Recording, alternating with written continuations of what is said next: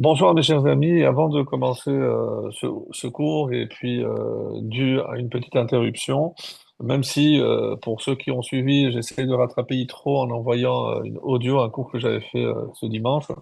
En tout cas, merci infiniment pour votre soutien. Donc vraiment à tous ceux qui nous ont témoigné pendant cette période un petit peu difficile, certes, pendant laquelle j'ai dû annuler, comme vous le savez, le séjour.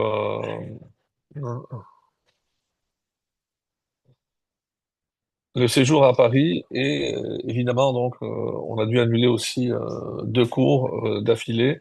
En tout cas, on a reçu énormément de témoignages et je tenais absolument à remercier tout le monde pour leur soutien, surtout à des moments où ça fait chaud au cœur. Et évidemment, on sait que on est tous proches les uns des autres, et les joies sont les joies de tous, et les douleurs sont les douleurs de tous. Et quand on partage une douleur, elle est plus légère aussi à porter et à supporter. En tout cas, vraiment un grand merci de tout cœur, au mon nom et au nom de mes frères et sœurs, également pour le départ de notre maman. Merci infiniment. Alors, donc, on arrive à la sixième paracha du livre de Shemot, le deuxième livre, la paracha de Mishpatim. Alors, c'est une paracha extrêmement riche, donc elle contient pas moins de 60 commandements. Et évidemment, la question qui revient chaque année lorsque on aborde cette paracha, comment se fait-il que juste après un événement aussi crucial que Matan Torah, eh ben, on redescende quelque part sur terre avec des lois qui sont vraiment très terre à terre. Le voleur, le dommage et intérêt, etc. Donc on se pose la question et on se demande pourquoi avoir commencé par ces lois. On serait attendu à avoir un peu plus de détails, par exemple, sur Shabbat, puisqu'on en a parlé dans les Dix Commandements. Et puis, il y a une autre question, je ne pense pas l'avoir abordée les années précédentes, c'est la coupure qui existe entre ces deux parachiotes. Tout le monde comprend que Mishpatim, et surtout par rapport à la première lettre de cette paracha, Ve'ele, comme Rachid le dira, donc c'est et voici les lois. Donc c'est pour évidemment relier tout ce qui va être dit avec ce qui précède. Donc c'est la continuité pour que l'on comprenne que toutes les lois que nous allons recevoir maintenant, elles ont aussi été reçues au Sinaï. Et quand, lorsque on va voir à la fin du Mishpatim, lorsque Moshe Rabbeinu va monter pour la première fois pour séjourner dans la montagne 40 jours, eh ben, c'est là qu'il va recevoir donc toutes ces lois qui sont détaillées en priorité ici dans cette paracha de Mishpatim. Mais lorsqu'on regarde les deux parachiotes, il y a véritablement un problème. Si par exemple, imaginons que je vous posais la question, fermez les yeux, imaginez le Sinaï au moment du Matan Torah. Donc, comment vous imaginez, enfin, comme la majorité, est-ce que c'est parce que c'est ce qu'on a reçu, on a visualisé, c'est ce que, dans la lecture, ce qui nous a le plus marqué, mais tout le monde va retenir, eh ben, des éclairs, des tonnerres, des tremblements, toute la nature qui se met au service d'Hachem, les malachim, la nuée qui descend sur la montagne. Donc, vraiment un événement majeur, donc sans aucun doute. Et c'est ce qui est décrit, c'est ce qu'on va retenir. Alors, je vous invite à lire attentivement la fin de notre paracha. En effet, dans la paracha de la semaine dernière, on a commencé à dire Bachodesh Hashenishi, au troisième mois, autrement dit le mois de Sivan, lorsqu'on est arrivé au pied du mont Sinaï, on nous décrit ce qui s'est passé. Or, lorsque on regarde de près, il y a le début de Sivan, mais il manque l'essentiel, c'est-à-dire le 4 et le 5 Sivan. Autrement dit, le jour qui précède le don de la Torah ne sont pas décrits dans la paracha de Yitro. Il y a une omission. Donc, on va dans la paracha de Mishpatim, on commence avec ces lois, donc de droit civil, et à la fin de la paracha de Mishpatim, on revient en arrière et on nous décrit ce qui s'est passé le 5 et le 6, le 4 et le 5, Sivan, pardon, là où on a répondu Naase Venishma. C'est pas dans Yitro, vous allez certainement le faire, le remarquer, c'est ici dans notre paracha. Et enfin, donc ça se termine par le fait que Moshe est monté au Sinaï pour y séjourner 40 jours. On se serait attendu donc que Moshe monte à la fin de Yitro, puisque, comme Rashi, le Midrash va nous le dire, toutes les lois détaillées ici, dans la paracha de Mishpatim, ont été données à Moshe au Sinaï. Donc, pourquoi avoir coupé, vous allez me dire, oui, mais bon, la Torah n'est pas très scrupuleuse sur l'ordre chronologique. Oui, lorsqu'il s'agit d'événements différents. Donc je peux dire que cet événement vient avant celui-ci. Mais lors d'un même événement, comment je commence à décrire ce qui se passe? Le premier, le 2, le 3, je coupe, je passe directement au 6, et une fois que j'ai raconté ce qui s'est passé le 6, je reviens en arrière et je raconte ce qu'il y a eu le 4 et le 6 après avoir donné des détails qui ne sont pas forcément liés avec ce qui s'est passé le 6. Donc ça, c'est la question à laquelle grand nombre de Rachamim vont se pencher. Pourquoi cette coupure? Évidemment, vous imaginez qu'il y a beaucoup de réponses à cette question. Pourquoi? Parce que, en premier lieu, si la Torah a coupé de cette façon-là, c'est évidemment qu'il y a une raison profonde à cela. Donc, c'est pas juste, bah, d'abord pour attirer notre attention, mais si la Torah cherche à attirer notre attention, c'est parce qu'elle veut nous dire, attention, ici, il y a quelque chose d'essentiel. Et qu'est-ce qui est essentiel?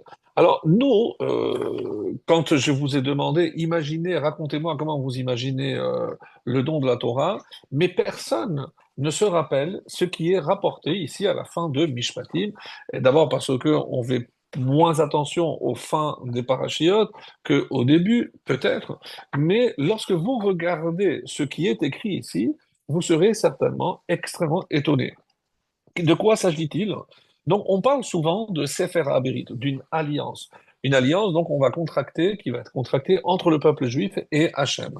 Alors, nous, on sait que Hachem va Yered Hachem à la Hachem va vers le peuple, et donc, il va se présenter Anochi.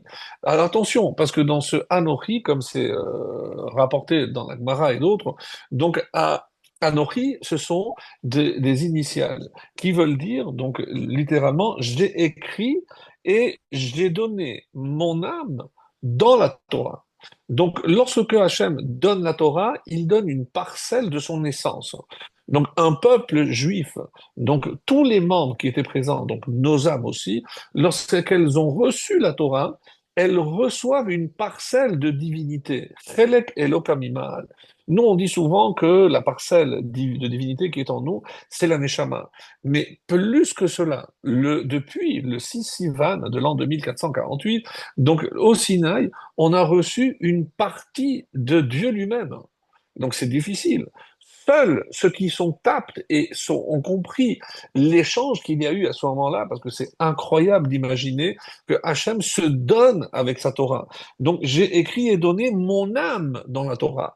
Donc en recevant la Torah, je reçois donc l'essence d'Akadosh Baruch Hu. Alors c'est pour ça, c'est ce qui fait dire d'ailleurs aux Zohar que Torah, Oraita, Israël, que la Torah, Hachem et Israël, c'est un et une même unité. Puisque si je dis que l'essence d'Hachem, c'est la Torah, et que Hachem donne la Torah à Israël, donc les trois forment une unité parfaite. Donc, et c'est ça ce qu'il faut ici comprendre. Donc, lorsque je disais, regardez ce qui se passe à la fin de Mishpatim, et qu'est-ce que vous vous rendez compte? Moshe prend la moitié du sang, le versa dans deux grands bassins, l'autre moitié du sang. Il prit le livre de l'Alliance et lut au peuple à voix haute, et le peuple a répliqué, nous ferons et nous apprendrons, traduction de nous écouterons, nous apprendrons tout ce que l'Éternel a dit. Donc, mais de quoi on parle ici? C'est que la première étape, hein, c'est Moshe revint et rapporta au peuple. Et donc, ici, la deuxième, Moshe mit ensuite par écrit toutes ces paroles, il se leva de bonne heure, et il construisit un autel au pied de la montagne, ainsi que 12 monuments pour les 12 tribus d'Israël. Je suis au chapitre 24, le verset 4. Donc tout ceci a précédé le don de la Torah. Il fit prendre le même rituel au peuple et il envoya ensuite les jeunes premiers-nés des enfants d'Israël qui présentèrent des offrandes d'élévation et immolèrent des taureaux comme offrande de paix à l'Éternel. Donc, à quoi ressemblait le Sinaï avant Matan Torah? Donc, il y a un autel, on a apporté des Torahs, on a apporté des taureaux, pardon. On a apporté des taureaux, on a fait des offrandes. Et Moshe va recevoir le sang, il va l'asperger C'est pas du tout. Si vous demandez à n'importe quel enfant, mais comment tu imagines le don de la Torah, il va complètement zapper, omettre toute cette partie qui n'apparaît pas dans la paracha de Yitro. Oui, mais enfin, je ne peux pas découper et dire que ce qui se passe dans Mishpatim n'est pas relié à Yitro, puisque j'ai dit que normalement ça aurait dû être inséré le quatrième, le cinquième jour. Et qu'est-ce qui s'est passé? C'est le peuple juif qui s'élève vers Dieu à travers ses corbanotes. Et c'est peut-être l'essentiel même de ce que Hachem, donc dans la Torah, veut nous faire parvenir comme message. Si on avait imaginé que Hachem vient vers nous, nous on est entièrement passifs et on attend que la Torah nous pénètre, eh ben on aurait eu tout faux. Ça s'appelle pas le don de la Torah. Lorsque ce qui s'est passé au Sinaï, c'est pas un don.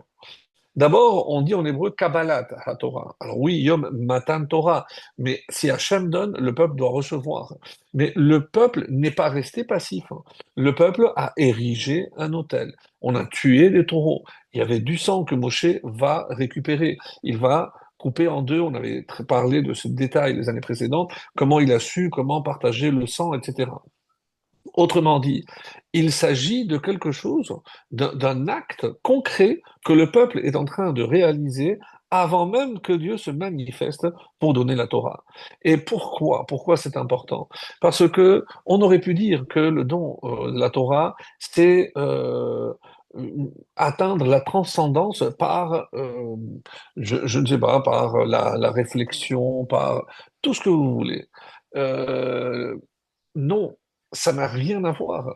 Et pour nous faire prendre conscience de cela, dès qu'on va essayer de voir les lois qui sont détaillées dans Mishpatim, avant de revenir en arrière, mais c'était pour nous dire simplement, mais ne croyez pas que la vie, que à partir de maintenant où je vais vous donner la Torah, c'est une vie spirituelle. Non. Par quoi va se traduire cette spiritualité? C'est dans le quotidien, dans la relation à l'autre. Et c'est pour ça que la majorité de toutes ces lois qui sont décrites dans la paracha du Mishpatim, qui relèvent du droit civil, donc parlent surtout de comment gérer une société avec tous les défis que la société va connaître par rapport à malhonnêteté, alors des tromperies, des escroqueries, des voleurs, etc., etc. Donc, on a ici un engagement pour nous faire comprendre que la Torah, c'est pas pour qu'on s'élève et on aille sur la montagne vivre, on va dire, un idéal au-delà et au-dessus de la terre. Pas du tout. Donc, toute la paracha de Mishpatim vient pour plaquer l'homme sur terre en disant la Torah n'a pas été donnée aux Malachim, elle a été donnée aux hommes, pour que les hommes y appliquent. Donc, où ils doivent appliquer ici-bas, dans ce monde. Et ne me dites pas, oui, mais la Torah, c'est quelque chose d'extrêmement élevé, c'est la spiritualité. Ben, avant, je vous invite à lire attentivement toutes les lois qui apparaissent dans Mishpatim. Vous verrez si quelqu'un est dans le besoin, dans quelles conditions je peux prêter, dans quelles conditions, comment je dois traiter une orpheline, un orphelin, une veuve, etc. Donc, c'est le quotidien. La Torah ne parle pas de spiritualité en haut de la montagne. Non, mes amis. La Torah a été donnée pour l'appliquer ici-bas, sur terre. On dit souvent que qu'est-ce que c'est la Torah? C'est l'union du monde d'en haut avec le monde d'en bas. Alors c'est vrai qu'on a l'expression ici que Dieu est descendu. Mais à quel moment on voit que l'homme, lui aussi, va vers Dieu? Parce que si on parle d'une alliance, eh ben dans une alliance, les deux doivent faire un pas un vers l'autre. Et oui. Et donc, quand je lis la fin de la paracha de Mishpatim, je reste éberlué parce que ce qui est relaté à la fin de Mishpatim, c'est exactement tout ce travail que les hommes ont fait pour, oui, s'élever vers Akadosh Baruch Hu, à travers les corbanotes, à travers ces sacrifices qu'ils sont en train de faire, d'offrir à Kadosh Baruch Hu, avant même de recevoir la Torah. Parce que c'est une façon de remercier, de faire un pas vers Hachem. Donc n'est pas passif pour recevoir la Torah, mes amis. Et ça, je pense que c'est un message extraordinaire. Et si la Torah a voulu couper comme cela, c'est parce que, attention, ne pensez pas que pour Hachem, ce qui est le plus important, c'est ce que vous allez faire le Shabbat, hein. C'est combien de temps vous allez consacrer à l'étude, à la réflexion, à la méditation. Pas du tout. C'est comment vous allez vous comporter les uns avec les autres. Quand je sais que, par exemple, le Roche, il a dit, pour Hachem, il est évident qu'il est plus important les mitzvot ben Adam lachavero, les relations entre des hommes, que ben Adam lamakom. Et la preuve, c'est que lorsque je regarde le nombre de lettres dans la deuxième table et la première table, ben, la première table a presque 5 fois plus. Il y a 500 et quelques, alors qu'il y a à peine 87 dans la deuxième table. Alors comment c'est possible? Alors les Chachamim nous ont dit, rappelez-vous, c'est que la taille des lettres dans la deuxième pierre est plus grande. Et pourquoi? Parce que pour montrer que pour Hachem, c'est plus important. Il y a une image très forte, c'est que on apprend ça de l'aigle, par exemple. Pourquoi l'aigle met les petits sur ses ailes? Parce qu'il se dit, si jamais on m'attaque, je préfère moi passer et sauver mes enfants.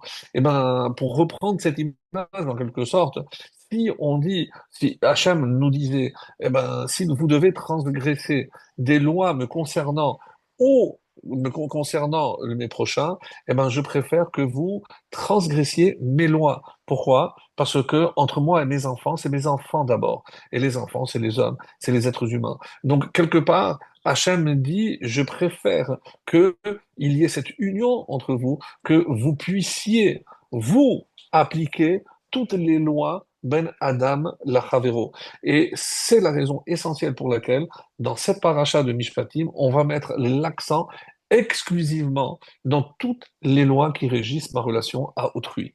Pour que je comprenne, attention, parce il y a un danger d'imaginer que ce qui s'est passé au Sinaï traduit une élévation spirituelle qui va me déconnecter entièrement de ce qui se passe ici-bas sur Terre. Non, on ne devient pas des malachim, on n'est pas des anges, on ne va pas désormais habiter dans des nuages. Comme d'ailleurs ce fameux midrash qui nous dit que Moshe, quand il devait monter, il ne savait pas comment monter. Et il y a un très très beau midrash qui nous dit qu'il y a un nuage, il s'est ouvert, il a compris qu'il fallait rentrer, et avec ce nuage, il a été transporté vers les hauteurs. Là-bas, il a eu affaire avec des anges très récalcitrants qui lui ont rendu la vie difficile, à tel point qu'il a voulu faire marche arrière, pour vous montrer que le sacrifice que Moshe a fait, et jusqu'à la fin, puisque même à la fin, Hachem lui a dit, vas-y, réponds, j'ai peur qu'avec leur haleine, ils me brûlent. Non, tiens mon trône, et là tu pourras répondre. Donc, Moshe, ça n'a pas été facile de récupérer la Torah là-haut pour nous la ramener. Mais, encore une fois, mais le but, c'est pas de faire le même voyage que lui, aller dans le ciel et appliquer la Torah là-bas. Elle était là-bas, la Torah. Il nous l'a fait descendre ici pour qu'on l'applique ici. Hachem, it ava dira patartonim. Hachem, il veut que cette spiritualité, elle réside ici-bas. Et les seuls qui sont capables de prouver qu'il y a une spiritualité ici en bas, c'est nous, le peuple juif. Malheureusement, on voit la barbarie qui nous entoure et rester comme nous le sommes, avec des principes tellement ancrés en nous, des principes moraux qui nous ont coûté vraiment très cher, mais c'est ça le véritable défi. Et avoir la Torah, posséder la Torah, quand elle fait partie de notre ADN, c'est cela. C'est contre vents et marées, c'est garder cette moralité au-dessus de tout, même lorsque on a affaire à des barbares qui ne prônent que la mort et notre propre destruction. Qu'Hachem nous vienne en aide et qu'on ait surtout le mérite de savoir le bien qu'on a en nous, cet héritage exceptionnel, tous ces efforts que Moshe Rabbeinu a fait pour recevoir cette Torah et nous la transmettre. Et aujourd'hui, donc plus de 3000 ans après, on est encore, nous, en possession de ce trésor dont les Malachim ne voulaient pas se défaire et qui a coûté beaucoup, beaucoup d'efforts à notre maître Moshe Rabbeinu. Alors, une fois que je voulais d'abord mettre ça au plat pour que l'on comprenne que toutes ces lois de Mishpatim sont d'une importance extrême et en fonction du temps qui nous restera, il y a effectivement donc les lois qui régissent lorsque j'ai un terrain, qu'est-ce que je dois donner aux pauvres, etc. Mais il y a une loi qui apparemment n'a rien à voir avec la relation à autrui et une loi qui va revenir d'ailleurs 3 fois dans la Torah, et je vous la présente parce que vous la connaissez, Et j'espère que Bezat Hashem, on aura le temps de faire le lien et de vous démontrer que même cette loi, quelque part, représente aussi ma relation à autrui. Alors, de quoi, vous vous demandez de quoi il parle? Eh ben, dans le verset 19 au chapitre 23, il est dit, Reshit bikure admatecha tavi bet Hashem Elokecha. Donc, le début des prémices. Donc, ici, c'est une fois que j'ai planté, j'ai les prémices, tu devras les apporter au temple pour les offrir donc à Hachem. L'otevachel gedi bachalev imo, et tu ne feras pas cuire le gedi dans le chevreau, dans chalev imo, dans le lait de sa mère. Alors, très étonnant, d'abord, quelle relation, pourquoi je parle ici des prémices, et je parle de faire cuire le chevreau avec le lait, dans le lait de sa mère, et dans Shemot, dans le chapitre 34, donc beaucoup plus loin, il y a aussi Reshit Bikure Admatecha Tavi Bet Hashem Elokecha, Lot Tevashel Gedi Bachalev, exactement la même phrase. Donc, où on voit une réplique, c'est la même loi, et elle va paracha de Réé dans Devarim, le chapitre 14, verset 21, dépouille d'animal, la guerre Hachel Bisharech Hatitenen Abachala, le Tevachel Gedi Bachalevimo, et une troisième fois, tu ne feras pas cuire le chevreau dans le lait de sa mère. Donc, apparemment, pourquoi c'est lié aux prémices, d'une part, quel est le lien et pourquoi c'est dans la paracha de Mishpatim, des lois, droit civil, qu'est-ce que le mélange de lait et de viande vient faire là-dedans? Surtout que c'est une des lois les plus irrationnelles qui soient. Donc, le lait tout seul est cachère, la viande tout seul est cachère, mais le mélange, je ne peux pas, même pas cuire. C'est même pas pour manger, mais je ne peux pas cuire. C'est ce que la Torah il dit ici, tu ne feras pas cuire. Alors pourquoi on a choisi cuire si l'interdiction est aussi de manger? Alors précise-moi que je n'ai pas le droit de manger, mais même cuire, même pour ne pas le manger, c'est déjà aussi interdit. Donc qu'est-ce qui se cache derrière? On essaiera de voir ensemble les Hashem. Alors, pour ce qui est de maintenant, pour bien remettre en place l'importance des lois qui régissent ma relation à autrui, ce qu'on appelle Ben Adam Lachavero. Alors, vous savez, il y a déjà, avant que nous soyons arrivés au Sinaï, il y avait déjà ce qu'on appelle les sept lois de Noir, auxquelles toute l'humanité, évidemment, était soumise. Donc, ces lois-là qui régissaient depuis l'époque de Noir et qui parlent notamment du vol. Non, regardez bien, pour se rappeler, on avait dit les trois fautes capitales, donc idolâtrie, meurtre, relation interdite, en hébreu, Gilou Yarayot, Shfichut Damim, le meurtre, et Avod Azara. Et après, pour se rappeler un moyen mémotechnique, c'est Aleph, Bet, Gimel, Dalet. Donc les trois plus ces quatre que je vais dire, donc c'est les sept lois noachides. Aleph, c'est la première lettre de Ever Minachai, l'interdiction de manger d'un membre d'un animal vivant. Je n'ai pas le droit d'arracher un membre vivant d'un animal vivant, il faut qu'il soit mort. Donc Ever Minachai, Bet, Birkat Hashem, littéralement bénir Hashem, mais c'est évidemment un euphémisme pour ne pas dire qu'il est interdit de blasphémer. Comme ça se rappelle, B, c'est blasphème. Gimel, Gezel, c'est le vol. Et Dalet, dinim, c'est instaurer des juges pour faire appliquer ces lois. Donc, et quand on va voir ici dans notre paracha, il y a énormément de lois qui concernent aussi l'institution de ces tribunaux pour faire appliquer la loi. Sinon, ça ne servira à rien de mettre des lois théoriques sans un appareil judiciaire qui est capable et apte à pouvoir faire appliquer toutes ces lois, donc ne servirait à rien, et même avant cela, donc cela existait. Alors, les Chachamim posent la question, pourquoi les Mishpatim? C'est quoi la finalité de ces Mishpatim? Et on dit, et c'est rapporté aussi cette réponse elle se trouve dans le Zohar, en hébreu c'est la tête Shalom Benehem. C'est pour apporter la paix entre vous. Donc, quelle est la finalité de toutes ces lois de droit civil, toutes les lois que vous allez trouver dans Mishpatim, c'est apporter le shalom entre les hommes. Donc, c'est incroyable. Hachem conçoit que si il a créé des hommes sur terre, c'est afin de faire régner justement la paix entre les hommes, puisque on va voir qu'il existe un endroit sur Terre, en tout cas pas sur Terre, mais sur notre planète, où il n'y a pas de loi. C'est la loi du plus fort. Nous, on a envie de dire que c'est la jungle, mais pas du tout. Vous allez voir ce qui est dit. Donc, comme c'est rapporté dans Pirkei Avot, Al Shelosha Dvarim Haolam Omed, sur quelles sont les bases sur lesquelles le monde tient, donc Din, la justice, Shalom, la paix, et le Emet, et la vérité. Donc, c'est trois principes sur lesquels le monde tient. Sinon, sans cela, le monde ne peut pas tenir. Alors, il est dit que le troisième jour de la création, Dieu, après avoir séparé les eaux d'en haut des eaux d'en bas, donc le troisième jour, donc va apparaître la terre.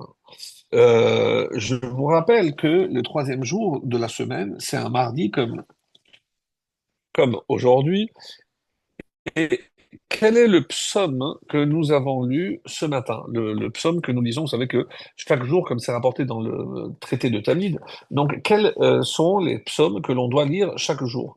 Et le psaume qui a été choisi pour le mardi, donc c'est le psaume Pébet 82, Mizmor le'asaf Elohim nitzav ba'adat el, Dieu se trouve parmi l'assemblée divine, Bekerev Elohim yishpot, et au sein de juges, Elohim dans le sens de juge, Yishpot, il va établir son jugement. Donc on parle ici, la preuve, à Anmatai, Tishpetu, Avel, donc Shiftu, Dalve, Ani, donc tout le psaume parle de justice et de juge. Donc pourquoi le mardi en particulier, on a choisi comme psaume, le psaume qui parle de la justice? Alors par rapport à cette question, alors, il est dit, c'est dans Osnaïm la Torah, donc c'est un rav qui s'appelle Rav Zalman Soroskin, et il dit, donc ce que je viens de lire, c'est dans le traité de Tamid, la page 33, où on pose la question, quel est le psaume qu'on lit chaque jour, et on arrive donc au mardi, et le troisième, donc, et pourquoi? Parce qu'il est important qu'il y ait des juges et surtout des tribunaux. Pourquoi? Parce que si Hachem, le troisième jour de la création, a fait émerger la terre pour que les hommes puissent y vivre, donc il faut qu'ils soient capables de vivre sur terre selon des principes. Et ces principes sont ici décrits dans la paracha de Mishpatim pour qu'il y ait la justice et la vérité, que la vérité soit établie, et c'est comme ça qu'on pourra atteindre le shalom, la paix, et c'est la raison pour laquelle, à partir du moment où l'homme doit habiter sur terre, l'impératif c'est qu'il puisse être soumis à la justice. Alors on dit que tout ce qu'il y a dans la mer, il y a sur la terre, ce qui est certainement vrai. Et vous vous rappelez qu'on avait posé une fois la question, pourquoi chaque fois que Dieu punit, c'est à travers l'eau? On parle essentiellement du Maboul, où en l'an 1656, Hachem a envoyé un déluge. Pourquoi le déluge? Alors, parmi l'explication de ce Rav Soroskin, très intéressante et très belle, qui nous dit la chose suivante. Donc, on va après donner plus de détails sur cela, mais pour que l'on comprenne déjà à ce stade, c'est que s'il n'y avait pas eu de terre, l'homme n'aurait pas pu survivre. L'homme ne peut pas vivre dans l'eau. Et pour cause, parce que c'est pas son milieu où il peut évoluer, puisqu'il ne peut pas respirer, donc c'est pas pour lui. Donc, évidemment que Dieu a créé la terre pour l'homme. Et l'eau, c'est séparé pour laisser passer la terre en vue de la création, surtout de l'homme. Donc, et c'est ça c'est ce qu'il va dire, le Rav Soroskin. Dans la mer, il n'y a pas de loi. Et comment je le sais? Parce que c'est la loi du plus fort. Le grand poisson mange le petit. Donc, et il n'y a pas de système. Même dans la jungle, tout le monde accepte l'autorité du roi. Il y a les sujets. Donc, il y a une forme de justice à l'intérieur de la jungle et évidemment à travers la société humaine qui forcément, doit instaurer, ça fait partie, c'est pour ça que les 7 lois noahides sont la base de toute société humaine. Donc c'est inconcevable qu'il n'y ait pas des tribunaux donc, et des juges pour faire appliquer la loi. Donc, et contrairement à l'eau. Alors maintenant qu'il y a du vol, qu'il n'y a pas de jugement, qu'il n'y a pas de justice, qu'est-ce qui se passe? Alors Hachem dit, mais alors pourquoi j'ai fait apparaître la terre? C'est pour que vous y viviez en paix. Mais si maintenant vous êtes incapable et vous vous comportez sans foi ni loi, alors je vous ramène dans l'eau. Donc Hachem envoie le déluge pour nous signifier, mais c'est comme ça que ça devait être. Mais vous ne méritez pas alors que la terre existe puisque vous ne savez pas vous y comporter. Donc voir dans cette punition donc un message où on va rétrograder en quelque sorte. C'est pour ça qu'on dit qu'au départ tout était haut. Donc il n'y avait pas de justice, il n'y avait pas de jugement ni de tribunaux, mais une fois que Hachem crée la terre pour l'homme, c'est impératif. Donc un ne peut pas aller sans l'autre. Donc dès que Hachem donne la Torah, tout de suite on passe à Mishpatim, parce que s'il n'y a pas des lois qui régissent la relation humaine, eh ben, la Torah, elle ne servirait à rien. Chas de Shalom, mais c'est ce qu'il veut dire. Alors, dans Pirkei de Rabbi Eliezer, c'est ce que je vais essayer de vous lire, euh, avant d'arriver à Pirkei de Rabbi Eliezer, alors j'ai depuis rangé un peu ma bibliothèque et j'ai découvert que donc il existe une traduction. Alors Pirkei de Rabbi Eliezer, donc la version en hébreu avec un commentaire, existe aussi dans la collection Verdier, et ça s'appelle Chapitre de Rabbi Eliezer, donc vraiment un des plus anciens midrashim, magnifique, magnifiquement aussi traduit, avec des annotations très riches, et je vous invite donc à l'acquérir si vous ne l'avez pas. Le mieux évidemment c'est en hébreu, mais sinon vous pouvez le lire en français, c'est vraiment d'une richesse incroyable. Alors, on passe maintenant, et pourquoi on va parler de ça? Parce que c'est Pirkei de Rabbi Eliezer qui le fait. Donc au début, il passe jour de... vous pouvez le voir, hein. Donc il passe les jours de la création, et il arrive au 5e jour de la création, et il fit sortir des eaux une multitude d'oiseaux de toutes sortes, etc., etc. Et apparemment, sans lien avec ce qui précède, le chapitre 10 nous parle de l'histoire de Jonas, le prophète. Oui, celui-là même qui sera avalé par un grand poisson, le Léviathan. Et pourquoi? Qu'est-ce que ça vient faire ici en plein milieu de la création du monde? Donc, c'est ce qu'on va essayer de comprendre à la lumière de ce que le Rav Soroskin essaie de nous faire comprendre. En effet, lorsque dans la littérature, surtout dans la liturgie, à quel moment on lit l'histoire de Yona? On lit le jour de Kippour. Et oui, puisque certains vont pousser les,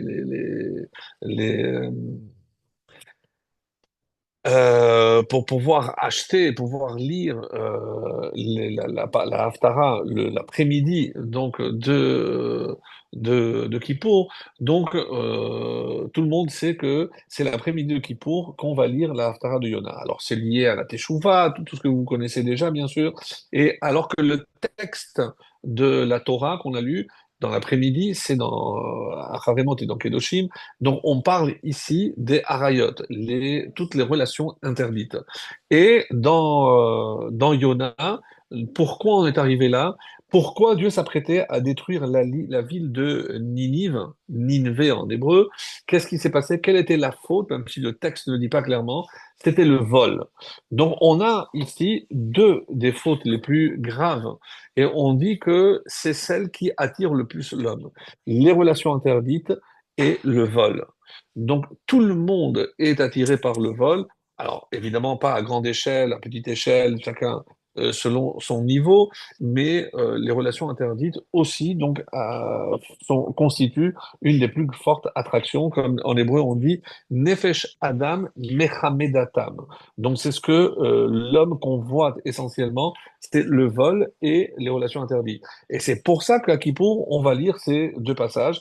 Le passage des relations interdites et l'après-midi toujours, et ensuite le texte du prophète Yona. Et lorsque vous regardez le texte de Yona, Donc, on dit, mais pourquoi il a dû se sauver à Tarshish? Donc, il ne veut pas aller, alors que Dieu l'envoie à la ville de Ninive, pour leur demander de faire teshuva, parce que sinon Dieu s'apprête à détruire. Et Yona, on ne sait pas encore pourquoi, mais refuse et essaye de se sauver. Il va au port pour chercher un navire qui va l'amener au loin. Il ne savait pas qu'une fois que Hachem l'a déjà, il s'est déjà manifesté à lui, en tant que prophète, eh ben, même s'il part, eh ben, la prophétie peut se poursuivre. Donc nul n'est prophète sur sa terre. Ça ne s'applique pas ici à Yona. Et donc Yona s'en va et il va trouver un vaisseau qui va partir à Tarshish. Et on dit pourquoi Tarshish et pourquoi Tarshish apparemment c'était. Et lorsqu'on regarde dans la paracha de Noah, donc surtout lorsque au moment où Nimrod a voulu ériger cette fameuse tour, il a amené tout le monde, tous les habitants autour de cette contrée pour ériger cette tour pour défier Dieu, comme on le sait, il y a une exception. Il y a quelqu'un qui n'a pas été, alors que ses enfants, la majorité, oui, ont suivi Nimrod, mais il s'agit de Achour. Achour, donc, s'est sauvé et on dit qu'il a quitté le reste de l'humanité et il a fondé la ville de Tarshish. Et c'est pour ça que Tarshish a une connotation, donc on ne se mêle pas à tous les autres fauteurs de troubles, et Tarshish a toujours été un havre, on va dire, de paix. Et c'est pour ça que Yona, naturellement, a essayé de rejoindre cet endroit-là qui s'appelle Tarshish. Donc, il s'est sauvé de Ninive et de tout le reste pour aller fonder cette ville de Tarshish. Alors, comment ça va se passer? Je vais vous lire quelques passages, parce que c'est très long, mais je vous invite à le faire. Le cinquième jour, Jonas s'enfuit de devant Dieu. Pourquoi se déroba-t-il? Parce que, et on passe directement, Dieu lui avait déjà donné deux missions. Celle d'aller sauver Ninive, c'est la troisième. La troisième fois, il l'a envoyé à Ninive pour l'anéantir. Et Jonas raisonna en son fort intérieur, il se dit, je sais que ce peuple de Ninive s'apprête à se repentir. Et dès qu'il le fera, le Saint béni soit-il, dirigera son courroux vers Israël. Pourquoi? Qu'Israël m'appelle faux prophète ne suffit-il pas? Faut-il que les peuples du monde en fassent autant? Voilà pourquoi je me retire vers un lieu où sa gloire est ignorée. Si je m'échappe au-dessus des cieux, il est dit que sa gloire est partout. Donc il fait le détail où est-ce que je peux aller. Et à la fin, donc, Jonas descendit vers Jaffa, et il n'y trouva aucun bateau, car le navire sur lequel il devait embarquer était déjà à 2 jours de marche de Jaffa. Que fit le Saint Bénoussati-il? Il fit souffler un vent de tempête sur la mer, et le navire revient donc sur le port de Yaffo. Quand Yona l'aperçut, il se réjouit en son cœur, et c'est là où il va acheter la place pour se sauver dans ce bateau. Alors, c'est pour ça que j'apporte ce texte-là. D'abord, parce que Yona, c'est aussi la colombe. Donc, pour savoir si le déluge avait fini. Yona, c'est dans la littérature le symbole de la fidélité d'Israël à l'égard d'Akadosh Baruch Hu. Et par ailleurs aussi, l'histoire de Yona est comprise comme un sacrifice.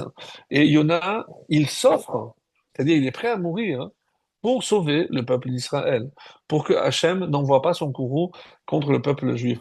Le personnage est donc lié au cinquième jour, et la note explicative nous dit et pourquoi. Parce qu'on a dit, donc juste dans le chapitre avant, Dieu a créé donc les grands poissons. Eh bien, on dit, mes amis, que le poisson qui va engloutir Yona a été créé depuis les Shechet Yemei Ha'Maaseh Bereshit.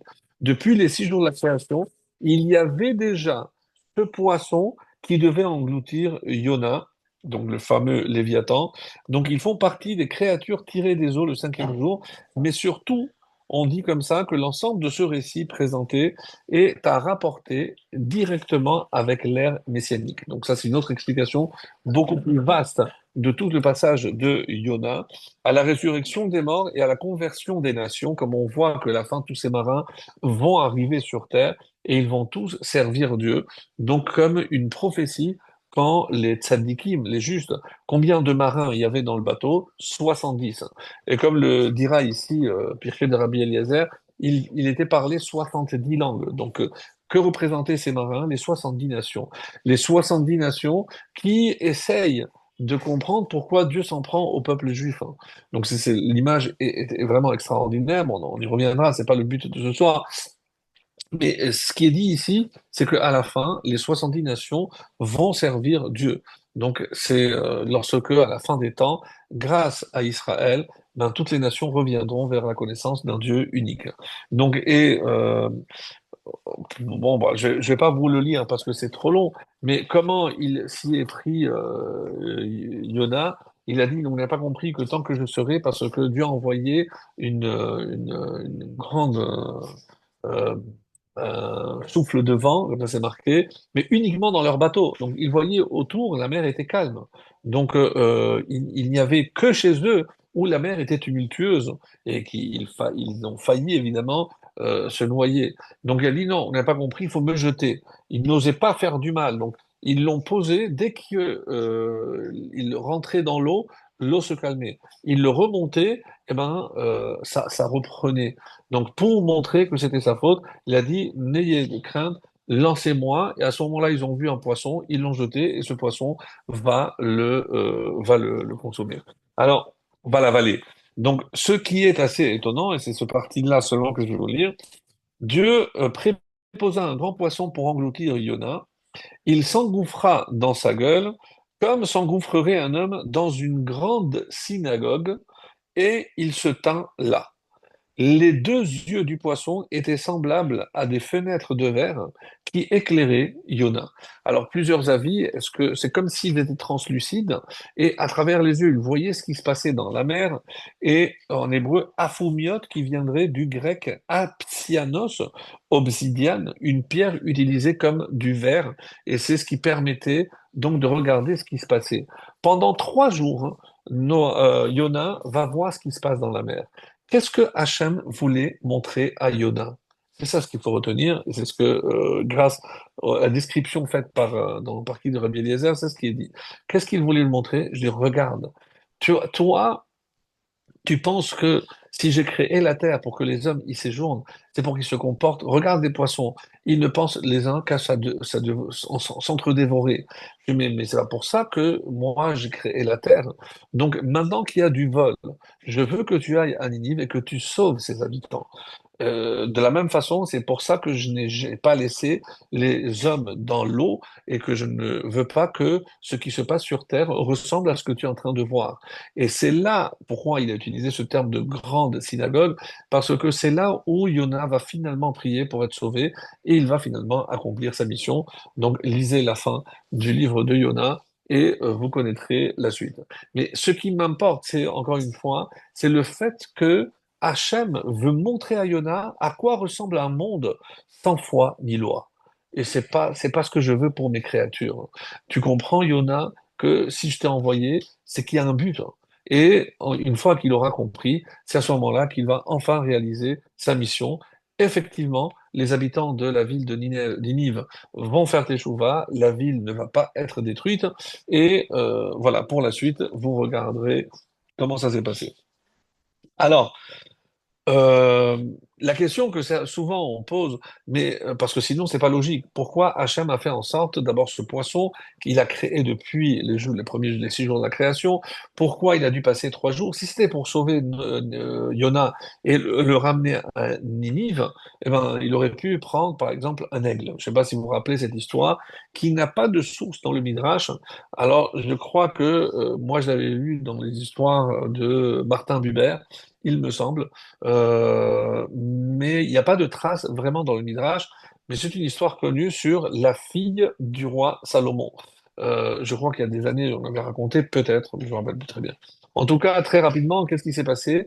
Donc, le roi Salomon a vu par prophétie que sa fille risquait d'épouser quelqu'un d'extrêmement pauvre. Il a dit, mais ça ne se fait pas pour ma fille qu'elle épouse quelqu'un de pauvre, alors que c'est la princesse, etc. Donc, c'est inconcevable. Qu'est-ce qu'il a fait?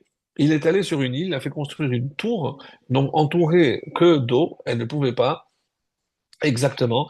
Il l'a placée sur le haut de cette tour et elle avait toutes les commodités, mais elle était coupée du monde. Donc c'est dit comme ça, c'est sûr que personne ne peut y parvenir. Donc sur le continent, qu'est-ce qui s'est passé? Il y avait un jeune homme qui faisait très froid. Il est rentré dans la carcasse d'un animal et pour se réchauffer, il s'est endormi. Sur ce, il y a un aigle qui est venu, a pris la carcasse avec l'homme dedans et il est allé jusqu'à l'île où il a lâché la carcasse pour la manger tranquillement. Et c'est comme ça que ce jeune homme s'est retrouvé en haut de cette tour et il rencontre cette jeune fille qui finalement se rend compte que, je dis, mais comment tu es arrivé là? Je dis, mais par les airs, je ne sais pas. Et il commence à se connaître.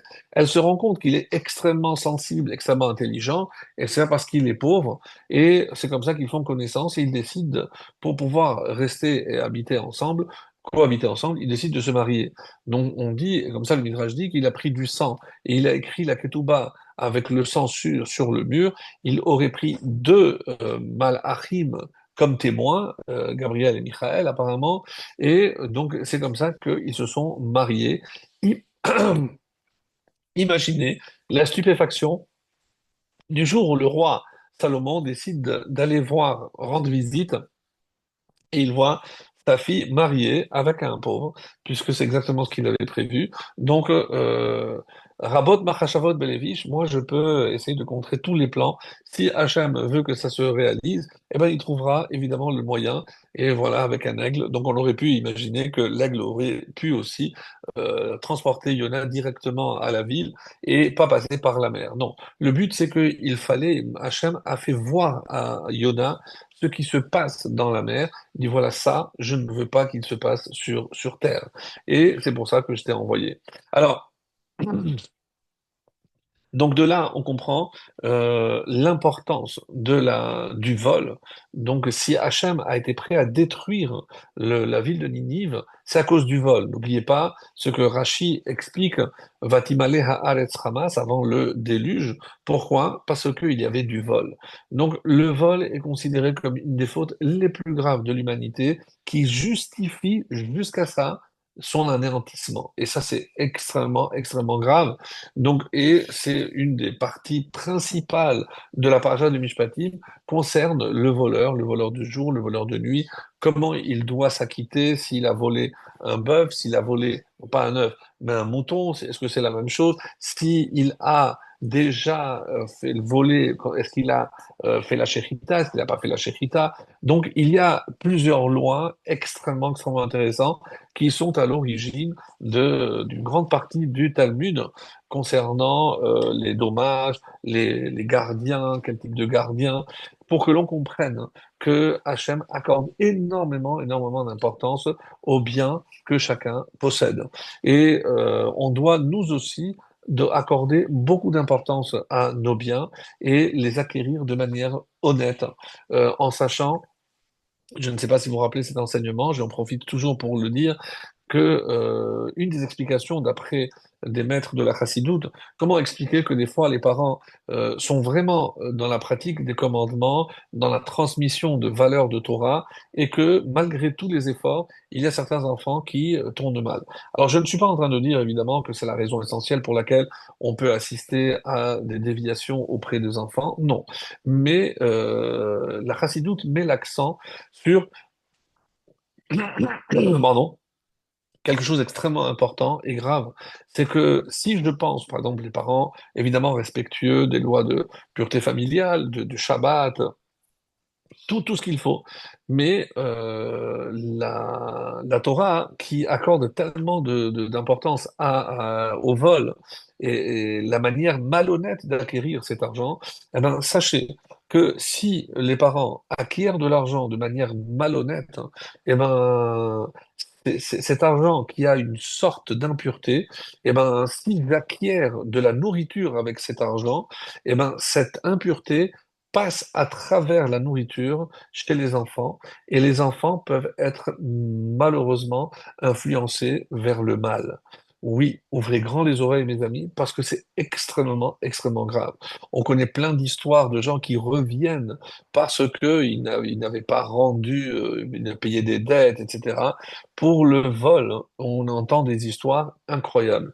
Une des plus belles que j'avais entendues, c'est une histoire du Baal Shem Tov qui est un jour allé rendre visite à un riche et il lui dit comment tu te débrouilles? Voilà, j'ai des animaux, je vends des fois je loue des animaux et ah oui, et qu'est-ce que tu as? Je lui dis ben j'ai un âne avec une force incroyable. Il a la force de 5 ânes normaux ou 5 chevaux et c'est celui qui me rapporte le plus parce que chaque fois que je le loue, je le loue 5 fois plus mais il fait un travail colossal.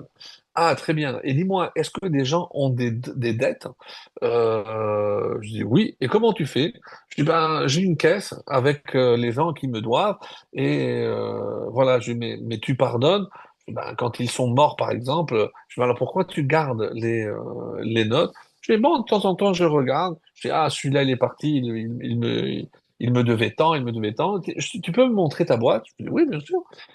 Pourquoi faire? Je dis, ben, comme toi, tu les vois, moi aussi j'aimerais bien voir, etc.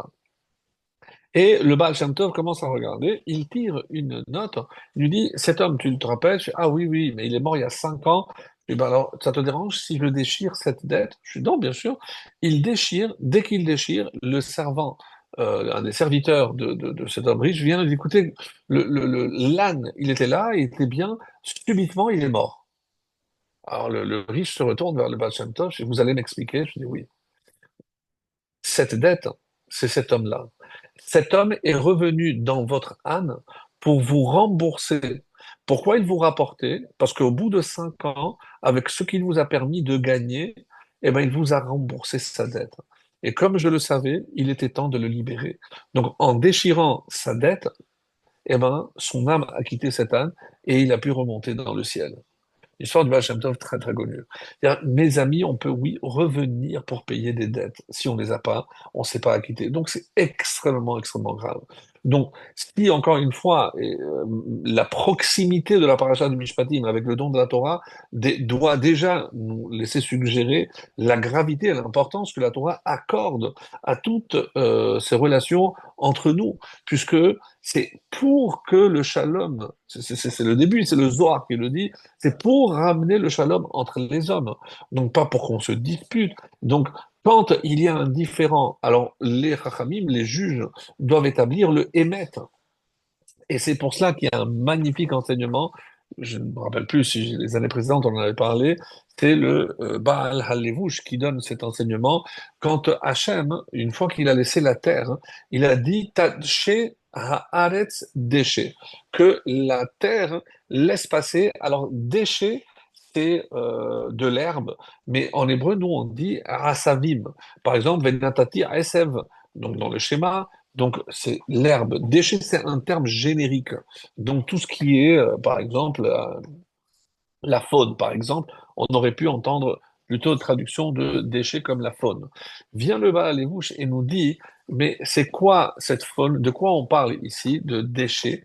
Déchets, c'est les initiales de Din, c'est le Dalet, Shin, c'est le Shalom, et le Aleph, puisque déchet s'écrit avec Aleph à la fin, c'est le Emet. Ça vous dit quelque chose? Les trois piliers sur lesquels le monde repose, la justice, la vérité et la paix. Din, shalom, emet. Eh ben, vatotzi haares vetachares deshe. C'est-à-dire maintenant que j'ai établi la terre, alors c'est pas pour l'herbe, c'est pour que l'homme habite en paix selon des principes de vérité et surtout de justice. Donc, ces trois lettres qui marquent les trois fondements, et c'est ce qu'on retrouve ici par rapport à ce que l'on vient de dire. Alors, par rapport maintenant au voleur, on a parlé tout à l'heure de ce voleur qui doit payer ou 4 fois ou 5 fois son larcin une fois qu'il a revendu. Donc, s'il a fait la shechita du taureau ou du mouton, du veau, il doit payer ou 4 ou 5 fois. Alors, dans la Gemara, on pose la question, pourquoi 4 ou 5? Il y a deux opinions. L'opinion de Rabbi Meir qui dit, pourquoi? Parce que c'est plus cher le taureau, parce qu'on dit que le taureau, il sert à labourer. Donc maintenant qu'il a volé le taureau, non seulement il l'a vendu, mais maintenant il a causé aussi une perte supplémentaire parce que il ne peut plus travailler la terre avec ce taureau. Donc on lui fait payer 5 fois. Rabbi Yochanan ben Zakkai n'est pas d'accord avec cette interprétation. Il dit non. Pourquoi normalement il aurait dû payer 5 fois et pour le taureau et pour le veau? Alors pourquoi pour le veau il paye moins? Parce que comme le veau est plus léger, alors il va devoir le porter sur ses épaules. Et en le portant sur ses épaules, il a fait un effort. On va même dire qu'il s'est humilié. Et c'est pour ça qu'en tenant compte de cette humiliation, on va lui faire une réduction de peine. Donc, pas comme Rabbi Meir, où il part de 4 et on augmente la cinquième pour le taureau. Non, Rabbi Yochanan dit non, on part de 5 et il y a une réduction pour le veau parce qu'il a dû le porter et parce qu'il s'est humilié. Alors, il y a une question du Rav Loupian, le Rav Eliyahu Loupian, dans l'Ev Eliyahu magnifique, hein, qui est vraiment, qui s'impose. Je mets, depuis quand quelqu'un qui a porté, il est humilié? Alors, si vous m'aviez dit, vous vous rendez compte, j'ai dû sauter du deuxième étage, j'ai déchiré mon pantalon et j'ai marché tout le long dans la rue et tout le monde me voyait avec le pantalon de chier, alors que là, on parle d'une humiliation, je comprends bien. Ou aussi, imaginez si quelqu'un, en sautant, il s'est fracturé les deux jambes, il se retrouve à l'hôpital et il demande au juge un peu de compassion. Regardez maintenant, je pense que en me fracturant les deux jambes, j'ai payé largement. Je dis, bon, on est sensible, on peut tenir compte. Mais est-ce que parce qu'il a porté, je rappelle au passage, c'est le Rav Lopian qui le dit, que Moshe Rabbeinu a été choisi comme guide d'Israël parce qu'il a porté le petit veau, il ne s'est pas rendu compte qu'il a été assoiffé. Il a dit, j'aurais dû me rendre compte que tu avais besoin d'eau. Et pour ne pas qu'il se dérange, il l'a porté. On ne parle pas ici d'humiliation. Donc, c'est quoi cette notion d'humiliation? C'est pas très clair. Donc, et c'est ce que le Rav Lapien va essayer de nous faire comprendre. Je ne comprends pas en quoi il y a une humiliation parce qu'il a porté le veau sur lui. Ben, alors que les commerçants, c'est comme ça qu'ils marchent. Alors, et c'est la réponse est extraordinaire. Parce que on dit que si nous, on voit l'extériorité des choses, Hachem, donc nous, on voit les yeux, on dit que Hachem, il voit le cœur. Qu'est-ce que ça veut dire qu'il voit le cœur? Il voit l'intériorité de l'homme et il sait ce que l'homme ressent. Donc, quelqu'un qui se dit, maintenant que j'ai volé ce veau, maintenant, il faut que j'aille pour le faire sacrifier et il faudra que j'aille dire, mais où tu l'as eu? Je dois mentir. Je dis, non, mais c'est ma grande-tante qui est morte et qui me l'a laissé en héritage. Donc, je risque d'être coincé à chaque fois et je suis pas à l'aise. J'ai un malaise, pour ne pas parler de mal-être, hein. Donc, Hachem ressent ce malaise à l'intérieur de la personne presque comme une honte. Il a honte de ce qu'il a fait. J'ai pas dit que c'est pour cela qu'il le regrette, mais il ressent au fond de lui une honte que pour pouvoir nourrir sa famille, par exemple, il va devoir passer par ce stade-là. Alors on peut se dire, mais on vient de dire que le vol est très grave. Oui, mais bon, imaginons comme quelqu'un qui a volé et n'a pas la possibilité de restituer, alors il s'offre, lui, pour travailler pour un seigneur, et c'est comme ça qu'il va rembourser sa dette. Donc, mais on voit bien qu'il n'y a pas de limite pour s'acquitter de sa dette dans ce monde. On ne peut pas être obligé et contraint de revenir dans un animal, comme l'histoire du Baal Shem Tov. Donc, le voleur qui doit mentir, qui doit se sentir un peu souillé, il va sentir que il est regardé, donc, c'est pas simplement parce qu'il l'a porté.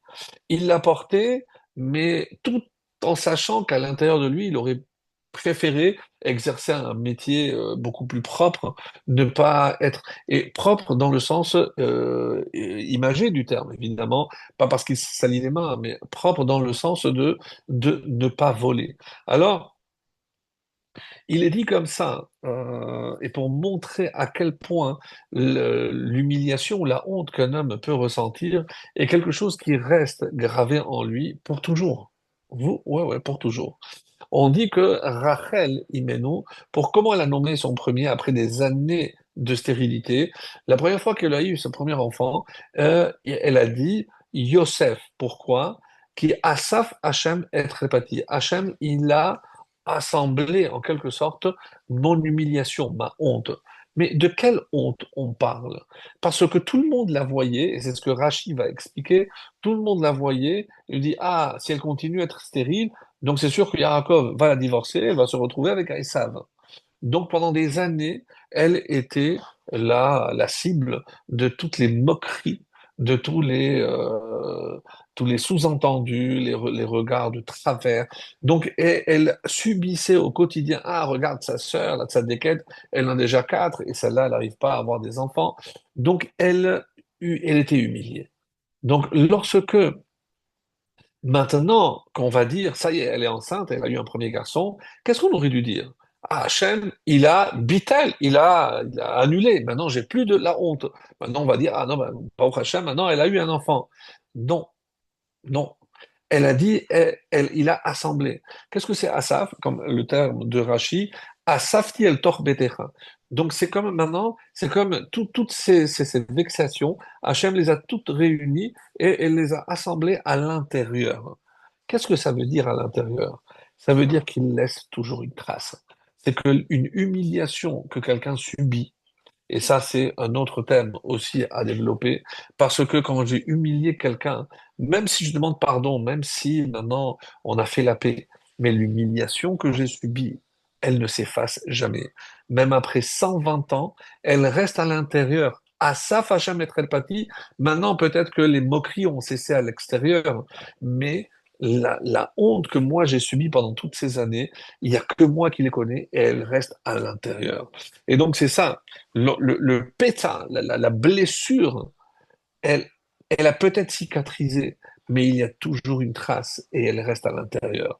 Et c'est ça ce que ici le Rav Loupien dit, comme l'exemple qui est donné aussi par le Rav Shmulevitch, qui va reprendre un petit peu cette notion-là. Et il a dit, vous vous rappelez, avec Korah, il y a 250 hommes, les Lévi'im, qui ont voulu aussi offrir la Kétoret. Une fois qu'ils sont morts, tous les encensoirs sont restés là-bas intacts.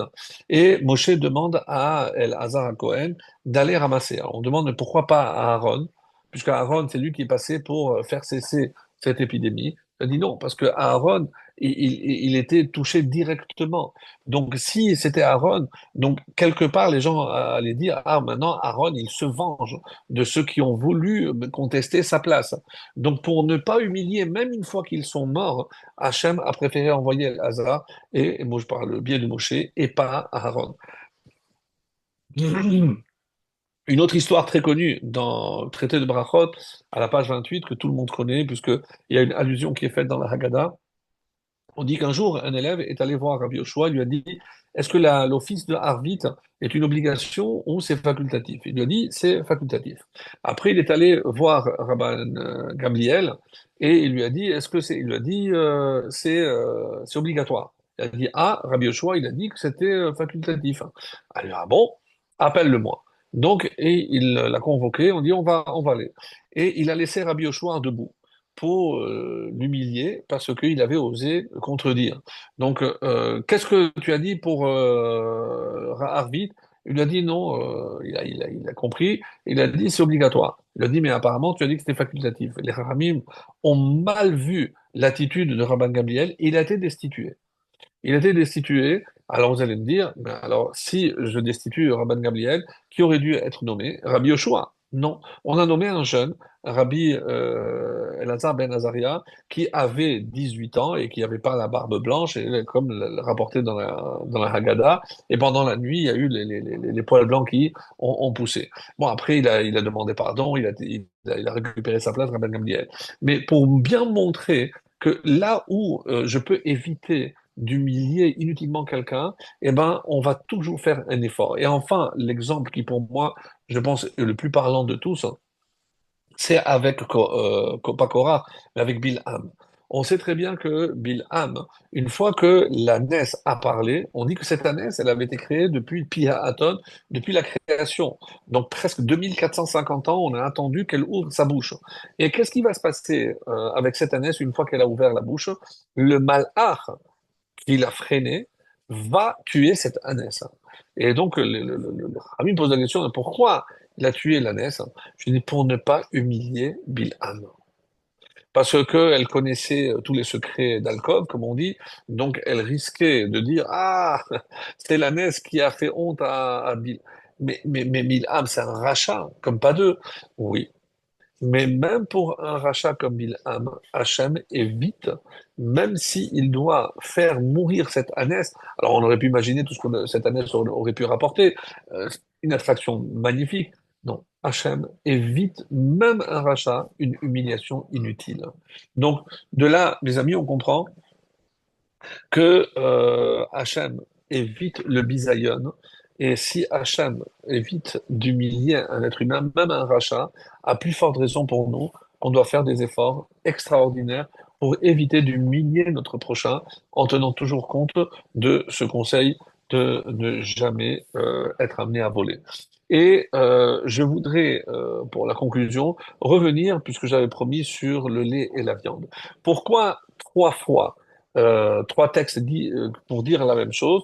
Les Rachamim nous disent parce qu'il y a trois interdictions de cuire, de manger et de tirer profit. Même si je vais cuire, je ne peux pas vendre, évidemment, je ne peux pas donner ou offrir. Même à mon chien, je n'ai pas le droit de donner, donc je ne peux pas tirer profit. Ça va même si j'ai brûlé de la viande avec du lait, je ne peux pas tirer profit des cendres. Donc ça va vraiment à un niveau très très loin. Celui qui nous donne une réponse assez étonnante, c'est Abrabanel. L'Abrabanel donne une réponse à cette interdiction de lait et de viande qui paraît un petit peu irrationnelle, et certes, elle l'est. Zehaya mimarase ovde avodazara. À l'époque, c'était courant chez les idolâtres. Hein. Qu'est-ce qu'ils faisaient? De faire bouillir, de faire cuire des gdaïm, des chevreaux, bachalev, bisman, asefat hatevuot. Au moment où on faisait la récolte, donc tout le monde se réunissait, et comme il n'avait peut-être pas de l'eau à portée de main, eh ben, il prenait directement du lait, et c'est comme ça qu'il faisait cuire les chevreaux dans ce lait-là. Donc c'était une coutume très courante, et c'est pour ça que la Torah a mis aussi juxtaposé l'interdiction de cuire du lait et de la viande avec les prémices de la terre. Les chashevam b'shebezei yitratzu lelokehem. Et c'est pour ça, veishlach berachah ma'aseidem. Il y avait aussi une connotation d'idolâtrie en disant que grâce à cela, eh ben, les terres allaient être bénies de leur Dieu. Ah, d'ailleurs, Mazé d'Arkam Bemalchut Sfarad, et Abrabanel en témoigne qu'à l'époque où il était en Espagne, eh ben, dans certaines contrées, il continuait de procéder à cette cérémonie où on faisait cuire dans le lait pour que ça apporte la bénédiction dans les champs. Donc c'est comme ça qu'il en témoigne. שהתקבצו כל הרועים שתי פעמים בשנה לעשות תקנות בענייני הרועים והצאן, ובזמן ההוא, הנה זאת חקרנו כן היה. Donc je me suis renseigné et c'est comme ça que c'était. Je faisais ma'achalam basar bechalav et pendant cette période-là, il mangeait de la viande avec du lait. Ou basar daïm même yoter nifrarim eslam. Et c'est pour ça qu'il prenait des chevreaux parce que c'était une viande tendre et avec le lait, ça devait donner quelque chose d'extrêmement succulent. Le Netiv, Mec Davar, le Netiv de Vologine, donne une autre explication très intéressante. Hayu mot haolam noagim levashel basar gedi bachalavimo. Donc il reprend, donc c'était une coutume chez les nations. Velishpoch me'an me'at al admat haaretz lehashmin hasadot. Alors c'est pas par rapport seulement à une notion d'idolâtrie, mais c'était pour que la terre soit plus fertile. Donc avec ce mélange-là, donc c'est comme des engrais et les hashmin pour faire que cette terre soit plus grasse. Veizila katuv al ze asegula, she'asur basar gedi b'chalavimo, afilu letzorech hatevoa. Et attention, même si ça a des effets connus, vous, le peuple juif, vous n'avez pas le droit de faire comme les nations. Donc, explication, deuxième explication. Alors maintenant, euh, il est dit comme ça dans le Midrash, רצו המלאכים לקבל התורה ואמרו לקדוש ברוך הוא, תנה אודיך על השמיים, אמר להם הקדוש ברוך הוא, וכיצד אכלתם בשר בחלב? On dit pourquoi, par exemple, à Shavuot, donc Shavuot, puisque Shavuot, c'est Chag HaBikurim. Donc, on voit qu'il y a ici un lien avec Shavuot et les prémices.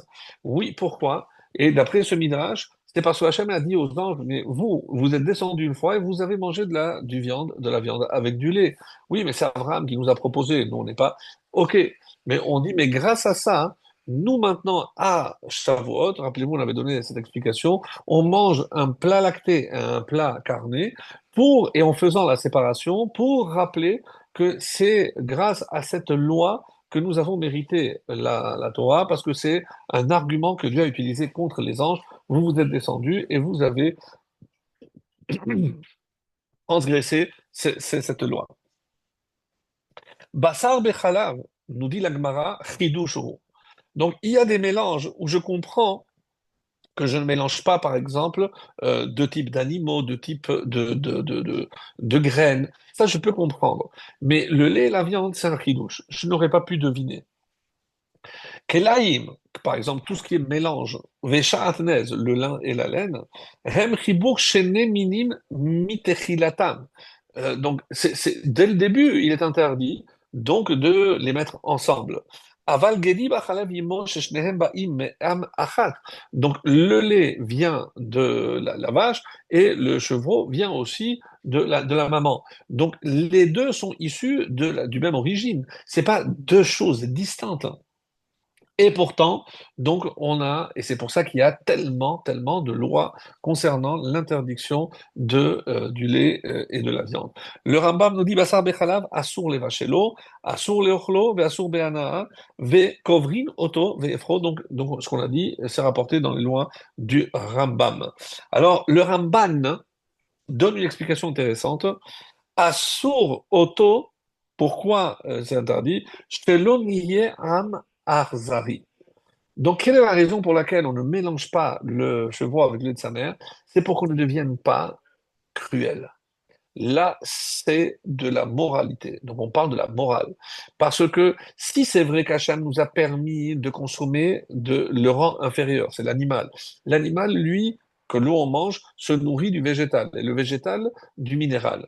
Donc, qu'est-ce que l'homme fait lorsque je mange cet animal? J'élève le minéral, j'élève le végétal et j'élève l'animal au rang de l'homme. C'est pour ça que l'Agmara dit, seuls les tzadikim devraient manger la viande. Parce que eux ne font pas pour le kiff, pour le plaisir, mais parce que c'est dans le but d'élever toute la création. Et donc, je comprends bien qu'il y a ici, donc, pour préserver l'homme d'une forme de cruauté, il y a énormément de lois, par exemple, qui souillent Adam.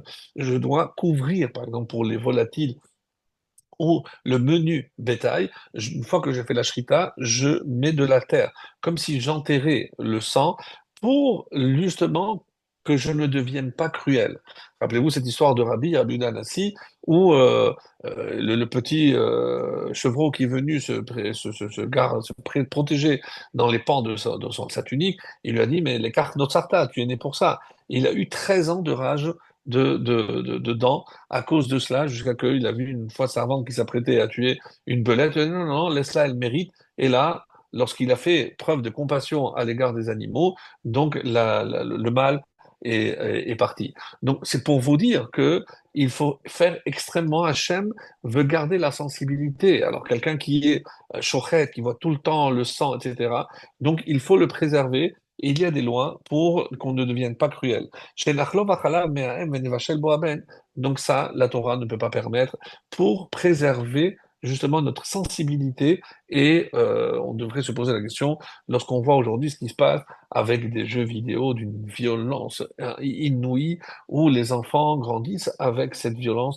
Eh ben, mes amis, il faut mettre un haut là, il faut préserver. Si on voit comment la Torah fait attention à tout cela, toutes les influences qui peuvent être néfastes par ce que l'on voit, alors que c'est un jeu, vous allez me dire, oui, mais ça développe à l'intérieur de l'enfant donc cette cruauté où il faut tuer des monstres, c'est terrible. Sincèrement, il faut faire attention. Alors, donc, ce que je voudrais apporter pour conclure, c'est la chose suivante. Donc, qu'est-ce que c'est le lait et la viande si on réfléchit maintenant d'un point de vue, on va dire, moral? Donc, le lait, c'est le symbole de la vie, c'est blanc. La viande, c'est rouge, mais c'est la mort. Parce que si c'est un morceau de viande, c'est que j'ai tué un animal. Donc j'ai ici deux nigoudim, deux éléments entièrement opposés. Un, c'est la vie et l'autre, c'est la mort. D'une manière générale, nous savons très bien qu'il existe, comme le Rav Dessler l'explique, deux forces principales dans ce monde. Celle du don et celle de recevoir. Donc, c'est le côté droit, c'est ce qu'on appelle, nous, le chesed, la bonté, la main droite, et la main gauche, c'est le din, la justice, la rigueur. Donc, où je donne, où je reçois.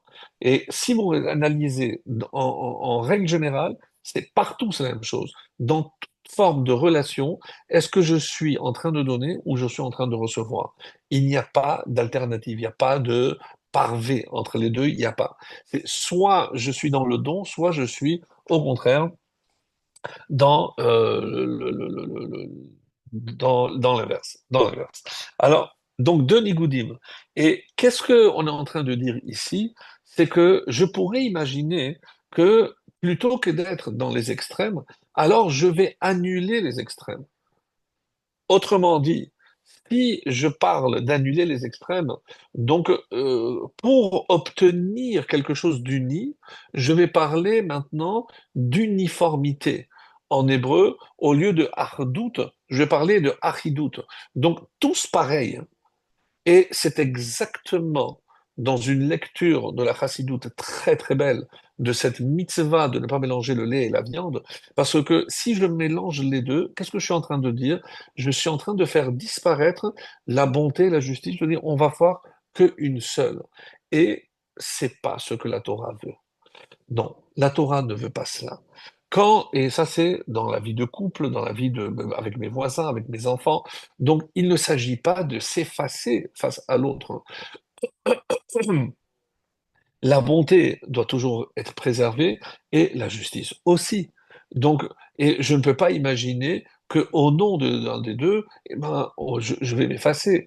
Donc, on se parle souvent de concessions, de vitours, oui, mais on sait très bien qu'il y a des limites. Parce que si c'est toujours le même qui fait des concessions, au final, donc ça va générer une frustration énorme, et quand elle va exploser, eh ben, tout va exploser avec.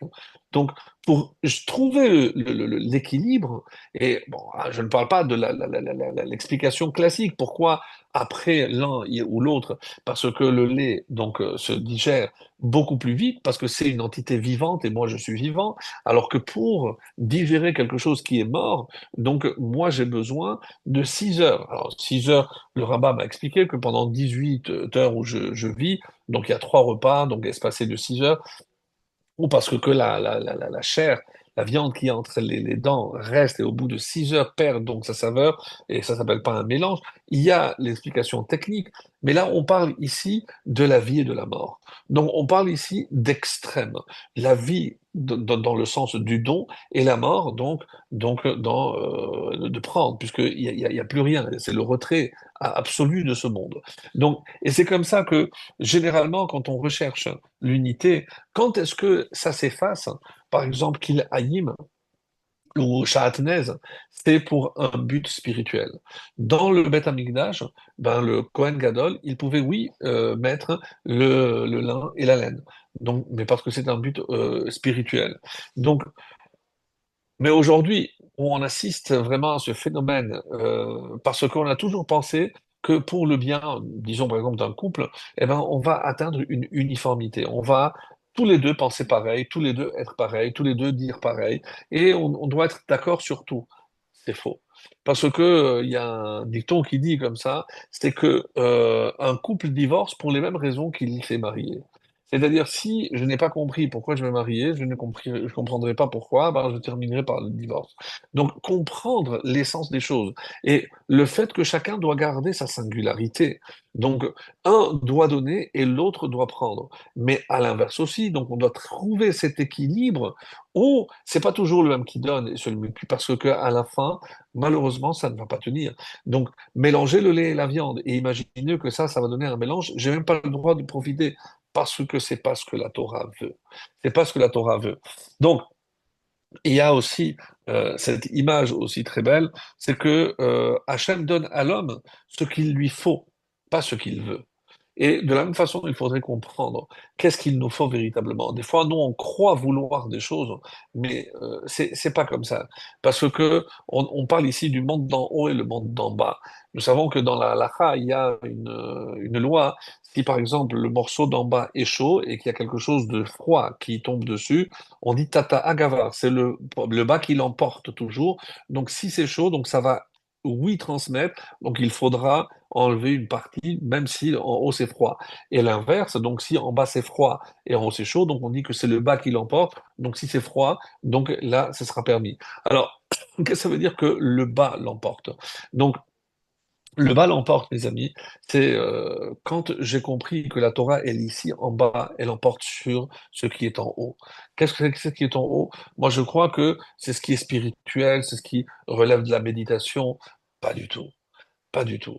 Lorsque la Torah ici veut essentiellement nous faire comprendre que le shalom, si même Hachem est prêt à s'effacer pour le shalom entre les hommes, donc c'est pour que l'on comprenne que il y a de tout dans ce monde et que on doit essayer de trouver justement par ces mélanges, eh ben c'est ça notre richesse. Donc on n'a jamais dit qu'il fallait être uniforme. Vous savez, le premier qui a prôné l'uniformité, c'était Nimrod.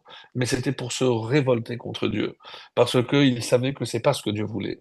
Et il faut peut-être lire dans cette loi de lait et de viande quelque chose qui dépasse et qui finalement, oui, a un lien étroit avec la relation entre autrui. Je Imaginez que tout s'efface, ça veut dire que je vais engloutir l'autre, et donc comme si l'autre cessait de disparaître. Eh ben, si dans un couple, un fait disparaître l'autre, c'est le couple qui disparaît. Et c'est pas ce que Hachem veut.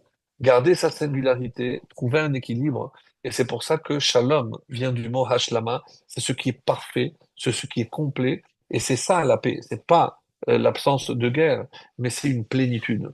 Lorsque chacun connaît sa place hein, et que je ne cherche pas à prendre la place de l'autre, ça, c'est le vrai Shalom. Et c'est ce que Be'ezrat Hashem, le Mashiach nous apportera très très bientôt.